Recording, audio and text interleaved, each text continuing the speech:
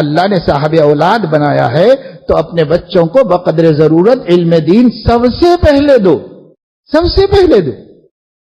اور اگر اتنا نہیں کر سکتے تو کم از کم اسکول بھی بھیجتے رہو اور ساتھ ہی ساتھ میں یہ علم بھی دیتے.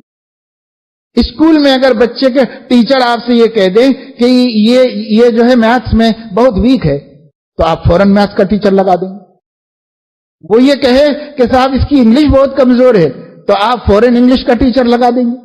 لیکن اللہ یہ کہہ رہا تمہارے بچے کو تمہاری عاقبت برباد ہو رہی ہے اور اسے دین کا علم ہی نہیں ہے تو آپ ایک علم کا ٹیچر نہیں لگا سکتے. سائنس کے لیے لگا سکتے ہیں، فزکس کے لیے لگا سکتے ہیں، فلسفے کے لیے لگا سکتے ہیں، حساب کے لیے، جغرافیہ کے لیے، سب کے لیے ایک استاد بڑھا دیا، آمدنی بڑھائی اور ایک استاد بڑھا دیا.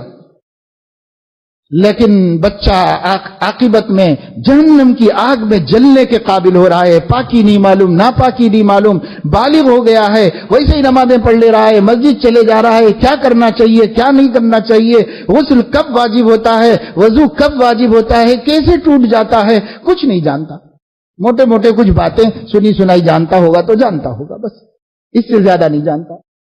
اب ایسے شخص کو آپ اس کے لیے ٹیوشن نہیں لگا سکتے. وہ جتنے ٹیوشنوں کی فکر ہو رہی ہے اس سے کیا ہوگا، اس سے تو میرے دوستو دنیا کی بھی ضمانت نہیں مل رہی ہے.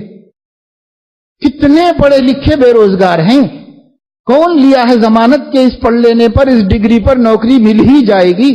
کتنے بے روزگار ہیں، کتنے اعلیٰ درجے کی ڈگریاں رکھنے والے اس وقت میں فاقہ کرنے پر مجبور ہیں. آپ کے سامنے کیا دنیا کی صورتحال نہیں، اپنے شہر کی، اپنے اسٹیٹ کی صورتحال نہیں؟ محلے میں گھوم کے دیکھ لو کتنے نوجوان پریشان حال ہیں، حالانکہ سندیں ہیں، ڈگریاں ہیں، لیکن ابھی تک کوئی روزگار کا ذریعہ نہیں. تو جس ذریعے کے اوپر کوئی ضمانت بھی نہیں ہے اور جس ذریعے سے پیسہ مل جائے، دولت مل جائے، خوش عیشی کے اسباب مل جائیں، اس کا کوئی یقین نہیں، کوئی ثبوت دلیل نہیں، اس میں بھی اندھے بن کے پیسہ خرچ کر رہے، پڑھا رہے، لکھا رہے، قابل بنا رہے.